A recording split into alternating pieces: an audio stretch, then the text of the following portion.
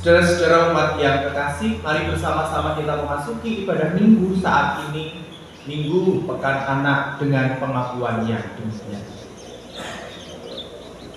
Pertolongan kita datangnya dari Allah Bapa yang menciptakan langit dan bumi serta segala isinya, yang kasih setianya kekal selama-lamanya. Salam damai dan sejahtera dari Allah Bapa dan dari Tuhan Yesus Kristus menyertai saudara-saudara. Amin. Dipersilakan duduk. Matius 6 ayat 1-13. Yesus ditolak di Nazaret. Kemudian Yesus berangkat dari situ dan tiba di tempat asalnya, sedang murid-muridnya mengikuti dia. Pada hari Sabat, ia mulai mengajar di rumah ibadah, dan jemaat yang besar takjub ketika mendengar dia, dan mereka berkata, "Dari mana diperolehnya semua itu? Hikmat apakah yang diberikan kepadanya? Dan mujizat-mujizat yang demikian bagaimanakah dapat diadakan oleh tangannya? Bukankah ia ini tukang kayu, anak Maria, saudara Yakobus, Yoses, Yudas, dan Simon? Dan bukankah saudara-saudaranya yang perempuan ada bersama kita?" Lalu mereka kecewa dan menolak dia. Maka Yesus berkata kepada mereka, "Seorang nabi dihormati di mana-mana kecuali di tempat asalnya sendiri, di antara kaum keluarganya dan di rumahnya. Ia tidak dapat mengadakan satu mujizat pun di sana, kecuali menyembuhkan beberapa orang sakit dengan meletakkan tangannya atas mereka." Ia merasa heran atas ketidakpercayaan mereka. Yesus mengutus kedua belas rasul. Lalu Yesus berjalan keliling dari desa ke desa sambil mengajar. Ia memanggil ke-12 murid itu dan mengutus mereka berdua-dua. Ia memberi mereka kuasa atas roh jahat dan berpesan kepada mereka supaya jangan membawa apa-apa dalam perjalanan mereka, kecuali tongkat, roti pun jangan, bekal pun jangan, uang dalam ikat pinggang pun jangan. Boleh memakai kaos kaki, tetapi jangan memakai dua baju. Katanya selanjutnya kepada mereka, "Kalau di suatu tempat kamu sudah diterima dalam suatu rumah, tinggallah di situ sampai kamu berangkat dari tempat itu. Dan kalau ada suatu tempat yang tidak mau menerima kamu, dan kalau mereka tidak mau mendengarkan kamu, keluarlah dari situ dan kebaskanlah debu yang di kakimu sebagai peringatan bagi mereka." Lalu pergilah mereka memberitakan bahwa orang harus bertobat, dan mereka mengusir banyak setan dan mengoles banyak orang sakit dengan minyak dan menyembuhkan mereka. Yang disebut berbahagia adalah setiap kita membaca dan memelihara firman Tuhan serta melakukannya dalam hidup.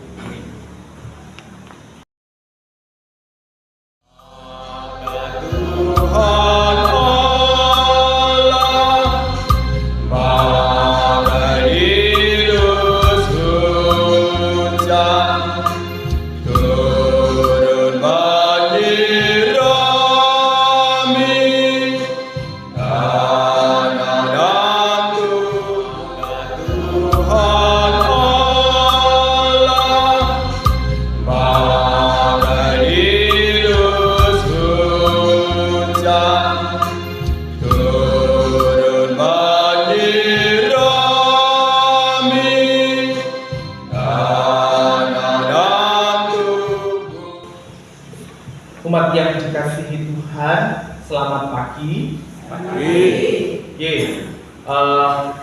Bapak Ibu, tentu menjadi tugas yang sangat berat ketika kita hendak menyampaikan sesuatu hal yang penting, kemudian hal ini mengandung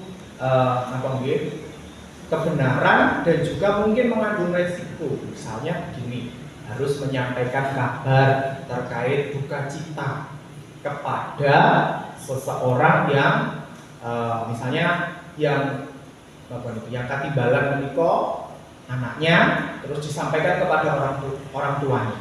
Nah, sing dipasrahi menika tentu punya tugas yang berat, karena satu sisi dia harus menyampaikan kebenaran, tetapi juga harus menghibur. Nah, menghibur bukan untuk menjatuhkan, begitu. Itu satu beban tersendiri tentu bagi sang pembawa kabar. Apalagi ketika yang disampaikan ini adalah firman Tuhan yang mengandung kebenaran juga. Kadang-kadang aku gak gelem wis khotbah iki. Wangel aku dhewe belum bisa nglakoni. Nah, kadang-kadang begitu. Dalam situasi kondisi tertentu mungkin juga dicerca, wancene, ini, semuci dan lain sebagainya, itu bisa jadi. Ada ancaman juga yang dapat dilakukan oleh sang pembawa kabar tersebut. Hal ini tentu bukan cerita yang baru dalam sejarah. Gak saat ini, dulu juga sama. Orang-orang yang menjadi petugas pembawa kabar berita, bahkan firman Tuhan, itu mengalami penolakan.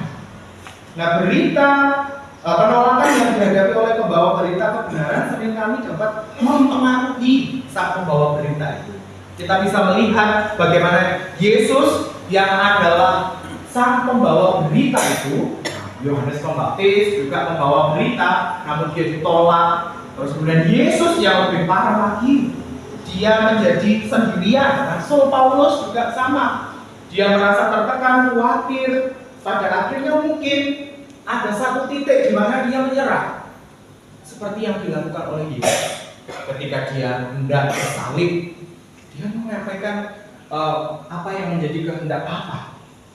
Tetapi kok sampai seperti ini, nggak kuat. Makanya Yesus berserah. Begitu kita lihat di peristiwa di Taman Getsemani, bagaimana dia mencucurkan air mata dan keringat bertelur seperti darah, karena saking beratnya ketika harus menyampaikan kebenaran firman yang membawa bunyi nyaring. Namun kadang-kadang namanya manusia, mungkin ada yang lelah.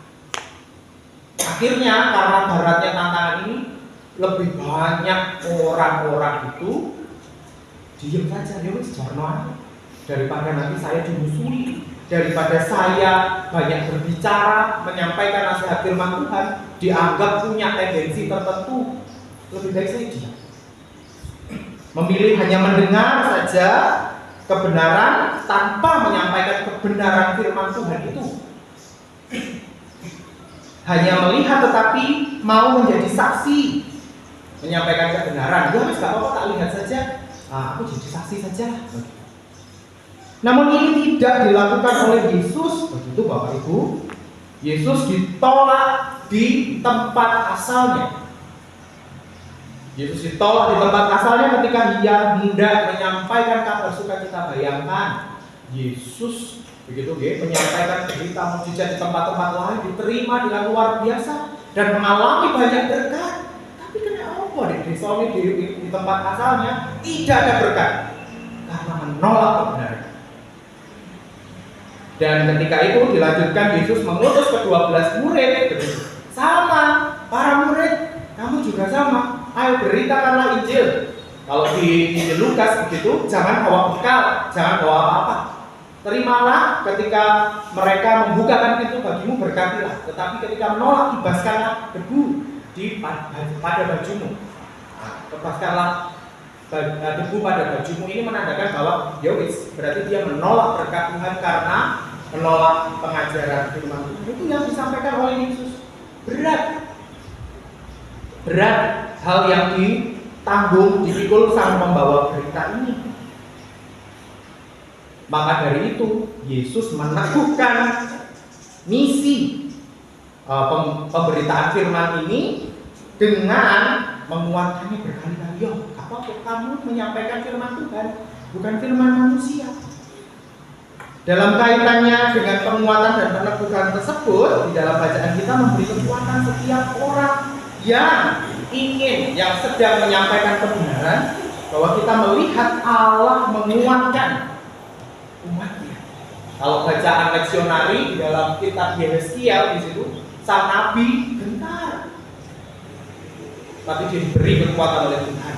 Terus kemudian Rasul Paulus merasa, Tuhan, aku ini loh sudah sudah melakukan banyak hal, tetapi kenapa masih ada duri dalam daging yang menggocok aku kan? Cukupkanlah kasih karunia aku kepadamu. Justru ketika engkau lemah, di situ kuasa Tuhan menjadi. Itu peneguhan Tuhan. Bagaimana penolakan Yesus di Nazaret, bagaimana kisah para murid yang ditolak begitu, ketika menyampaikan kebenaran firman Tuhan, Allah menyatakan. Lalu kaitannya dengan anak-anak bagaimana?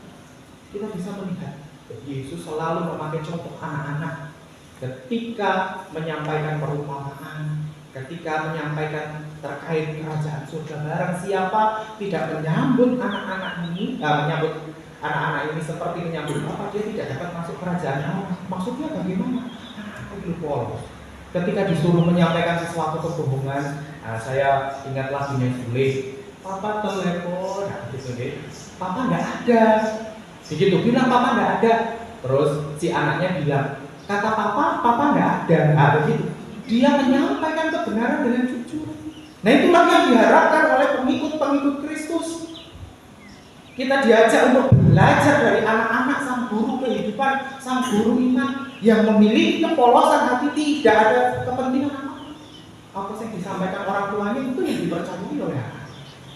Harusnya pun juga kita sama.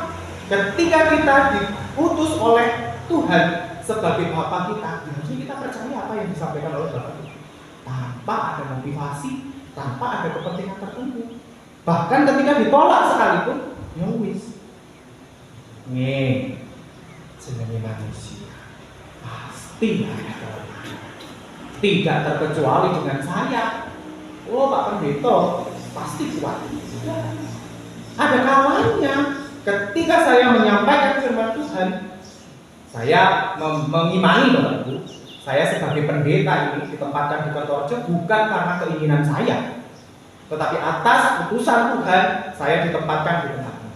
Dan saya meyakini gereja ini adalah milik Tuhan. Ketika saya menyampaikan, ketika ibadah pelantikan pendeta begitu, di situ gembalakanlah umat milikku. Umatnya Tuhan, bukan umatku. Kadang-kadang ketika saya merasa saya sudah melakukan yang terbaik, ternyata wong sing dielike gak bener. Kadang-kadang saya menyerah. Tetapi ketika saya teringat firman Tuhan, bahwa ini gembala domba-domba punya aku, bukan punya aku, maka saya teringat pula. Nek ini punya Gusti ya, saya serahkan lagi kepada Tuhan. Nek dielike manusia yang diutus ini tidak mau, ya saya serahkan kepada Tuhan yang mengeleke. Nek manusia yang mengeleke ya mungkin bahasanya keceplas-ceplos begitu. Tapi ketika Tuhan yang mengeleke, hati-hati. Karena gereja ini milik Tuhan, bukan milik manusia. Ketika kita mau menyampaikan kebenaran firman Tuhan, sungguh-sungguh apa yang menjadi maksud Tuhan, seperti anak-anak itu. Ketika orang tuanya, Papa kemana? Nanti bilang Papa gak ada di rumah ya, dilakukan saja. Nah, ketika kita seperti anak-anak itu, maka Tuhan akan hidup kehidupan anak-anak. Jangan takut, ditolak, jangan takut. Ketika yang kita sampaikan adalah kebenaran, Tuhan yang akan memampukan kehidupan kita melalui kuasa Roh Kudus. Tuhan Yesus memberkati. Mari kita mengambil waktu.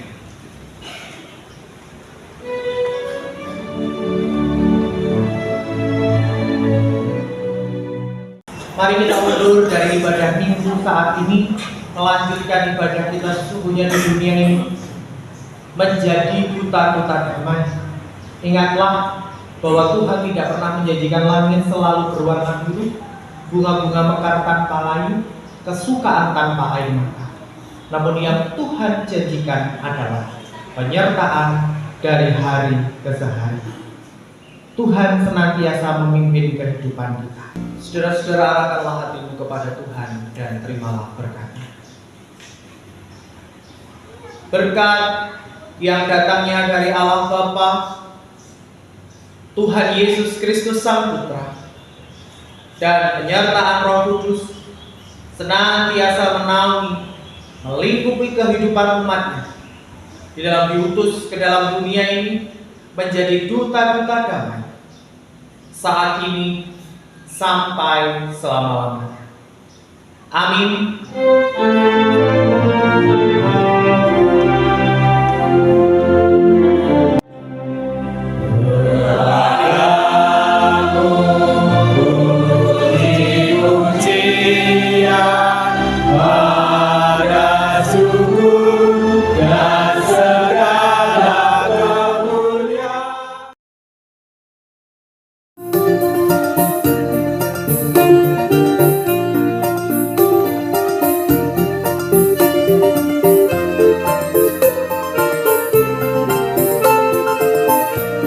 Pamarto kula gesang pamarto kula gesang yas kula mila kirang kang sinali kesang penyo sito krono kula umune tatos panjenyo kula derek kesang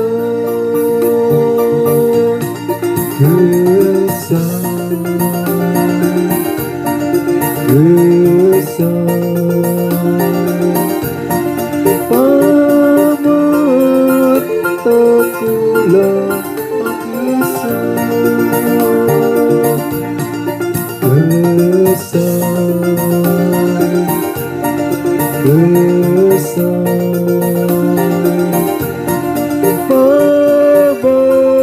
pamarto kula gesang.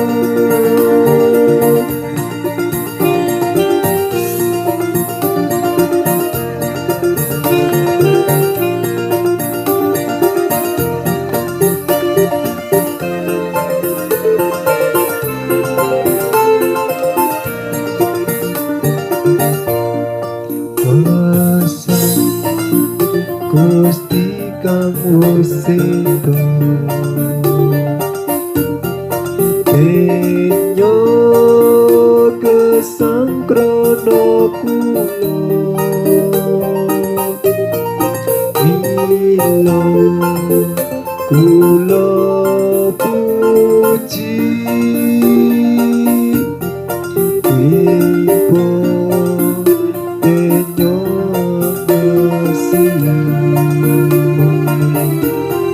kula kantos diparingi gesang langgeng ugi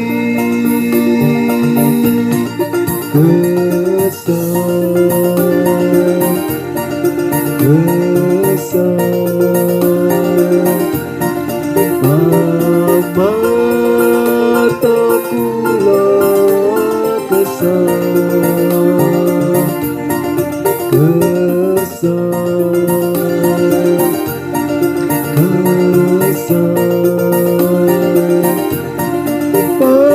pamarto kula gesang.